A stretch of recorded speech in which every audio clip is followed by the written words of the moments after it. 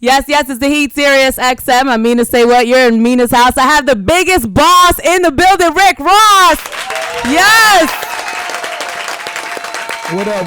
We have a live studio audience. Yeah, we do. I think they like you, Rick Ross. That's dope. I like that too. Yeah, they came out to see you. Hurricanes is out right now, his memoir. Yeah. Look at this. Ross, you're an author. I'm an author now. Wow. You know, in our communities, you know, it's like lawyer, doctor, author. Oh, my baby's an author. Yeah, that's big. It's big. Yes. It's something I never pictured, but it's dope. It's really dope. Yeah. How does your family feel about this? You know, I'm sure they love it. Oh, you haven't spoken to your family about it. It's not that. It's just I have one of those supportive teams. Okay. If I say we gonna do it, this is what we gonna do, they gonna just support my vision. Let's do it. Yes, that's You know what I'm right. You saying? gotta have people like that in your life. Wow, I'm always so amazed at how you evolve, Ross. Like the rapper to businessman. You have a hairline. He sent me hair, shampoo products, everything, like the beard oil, and now a book. A book. You know, a real boss in the game, man. Believe We that. always gotta salute that. So there's a lot with this book. Now, Right. I don't want to really go into it because I want people to get the book. It's out right now. But there's some interesting things in this book, right? I'm sure it is. So one of the things that really caught my eye was the story about this ankle monitor, right? Right. So you show up to the White House to meet Obama, Right. which is our president, right? Right. and you have an ankle monitor, Rick Ross. Right. How do you get into the White House? Like, how does that work? You know, the boss was invited. You know what I'm saying? I was invited. You know what I mean? I was invited along with a few other, celebrities, and we came to sit down and discuss some social issues with President Obama at the time. And I was out on bond for another situation out of Georgia, and I went in there and we sat down in the Oval Office. We had a good discussion. A few things was going on, and just to make the long story short, my ankle monitor went off. What? Yeah. The ankle, in front of Obama? President Obama and everybody else that was there. And it was one of those things where, I was like, I really felt bad, but the sad part about it is maybe the 15, 20 minutes before it went off, I began thinking like, damn, I pray this shit don't go off. And 5 minutes later, I found myself sitting at the table with my leg. I just was, I just ain't wanted to go off, but it went off. And just, like I say, to make a long story short, the Secret Service started moving around because, right. They took all our electronics before we went in there. So everybody gave up the phones, everything else. So there was no reason to have something go off. And, President, he made a comment about it, and, everybody laughed about it, and, the story in the book.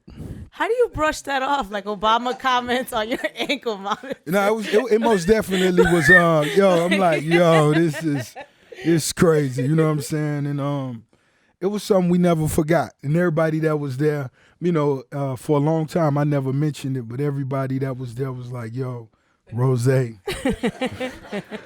when we gonna hear about this? Right. And that was just one of those stories that had to be told. Was there anything in the book that you felt uncomfortable sharing? Not really, because the thing about the book is, Neil, who actually helped put the book together, right. He spoke with 50 different people that was close to me. Mm-hmm. And the way we presented it, it was like just from my set of eyes, but it was most definitely a lot of input from my closest people around me. And so, I know they're as real as it come. You know what I'm saying? Right. And I most definitely let them be free. So it's like we shared this book together. My homies, this was their opportunity to speak certain things that was on their mind as well as me. So yeah, it was dope. Hurricanes is the name. When did it hit you? I need to name this Hurricanes. It was just something that, me and Neil was brainstorming for a long time. And he knew just how much my city meant to me. Right. You know what I'm saying? In 305 and, Hurricanes, University of Miami, as well as that's a part of the lifestyle. Everybody love Miami. Everybody love that bright sunshine, but you got to deal with those hurricanes as well. Right. And, you know, as we see right now, we praying for Bahamas as absolutely. we speak. You know what I'm saying? So that's, you know, what the whole concept was, you know, you got to take the pain with the game. Right. We'll talk some more about the book, but you lost all this weight. Do you see Skinny Ross here? Looking like a snack. Yes. Looking like a whole I'm snack. Still fat boy. No, I'm you're still, not. You're skinny, boo. I'm still fat boy. Nah. So I actually bought you something because I heard that you like to eat pears. I love pears. So I bought you some pears. I don't know if they the right color though. Wait a minute. Ross. These are the no. bougie pears, Ross. What you mean? They're the bougie. They're Bosch pears. See? I washed them for you and everything. Are these? But yeah. They're good. Yes, they're boss pears for the boss. So are these gold or brown? Yeah. We're gonna say gold today. Yes. So, yes. Okay. So what's the difference between the green and the gold? Yes. This is soft and sweeter. I love the soft. So when I bite into these, Once you the bite juice into is gonna. Here, you can bite now, Ross. Drip into my beard. Look, I got napkins and everything for you. I got napkins and everything for you. I see you. You ain't playing. Listen. She ain't playing. Oh, he said, I don't want your pears. No. Oh, okay. I'm a bite into one of those and I'm going to see if the juice runs down the side of my mouth. Because I heard you lost this weight eating healthy and eating pears. So You got to eat a little better. You know what I'm saying? Yes. Exercise a little bit. Yes. You know what I mean? So we're going to take a break so Ross can eat his bougie pears, his boss pears. Hold on. You want me to eat the pears now? What, you going to pack them for later? Oh, no, we might eat those later. You know what I'm saying? So look, this is juicy. Now we don't have time to get into everything, but I just want to give a synopsis of everything that you cover in this book, right? So you talk about some of the female rappers that you worked with, your beef with 50 Cent, that was big. The story behind that drive-by shooting back in 2013, he talks about that. His time as a correctional officer, also the ankle monitor, which we just talked about at the White House, his early days as a ghostwriter. Some people don't know Ricky Ross, the boss, was out here ghostwriting for people.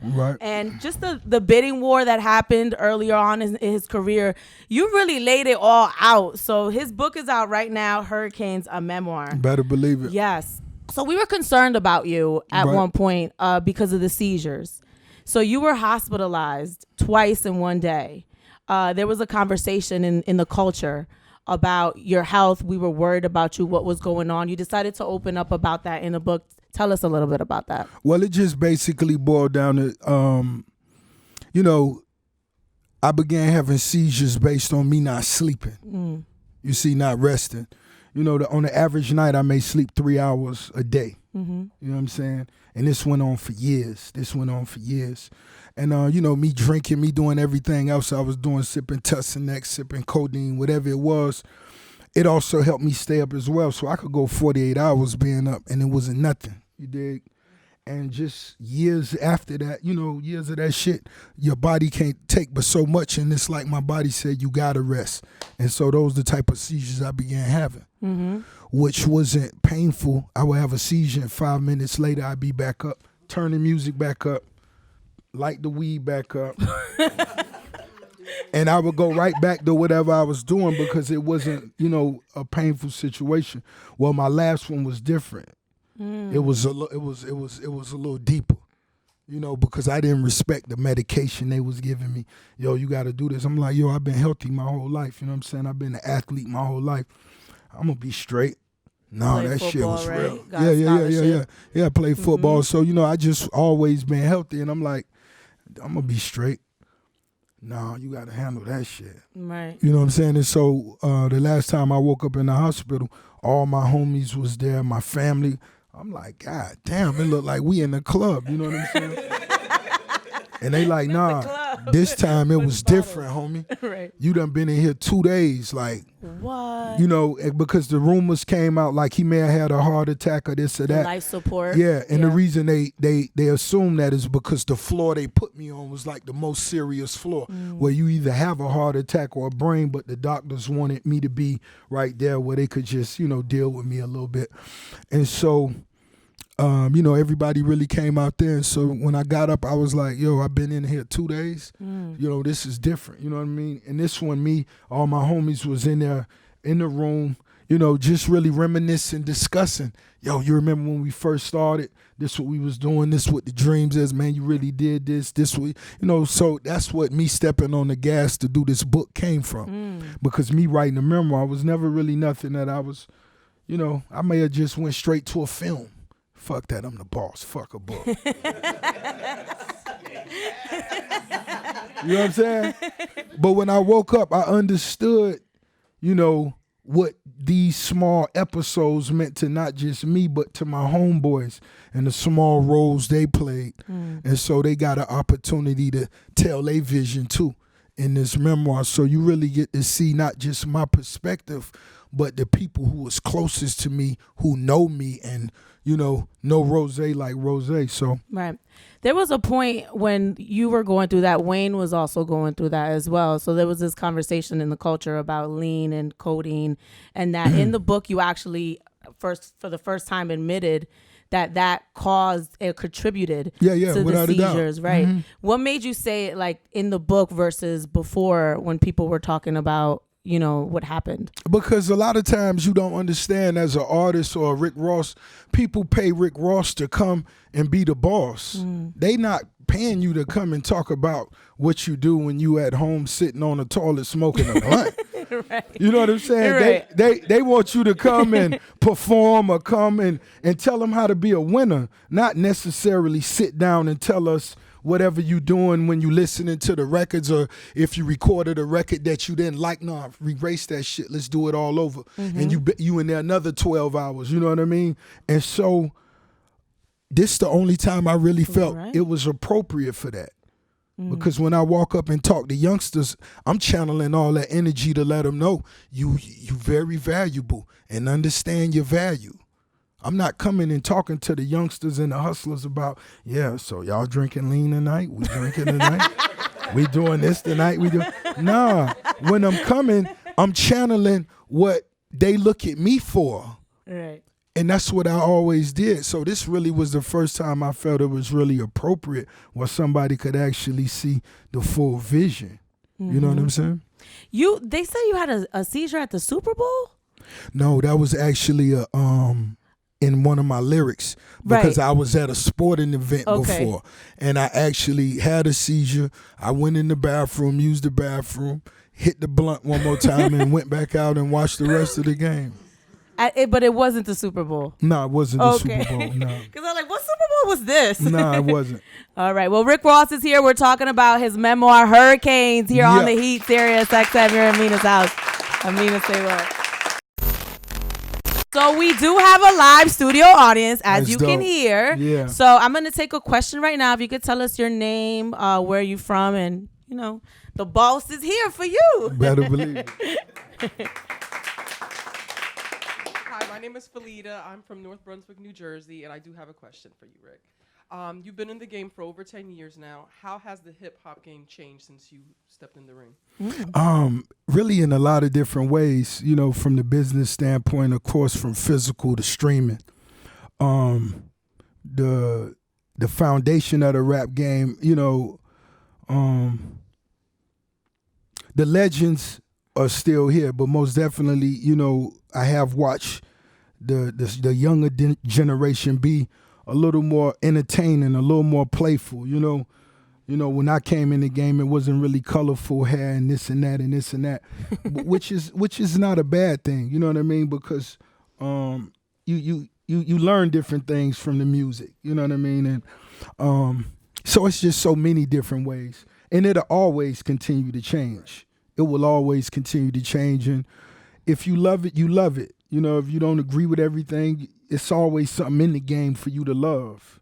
You know what I mean? So if you just love music, if you love hip hop, you'll always find something to love. And that's one thing about hip hop. You always find something to debate.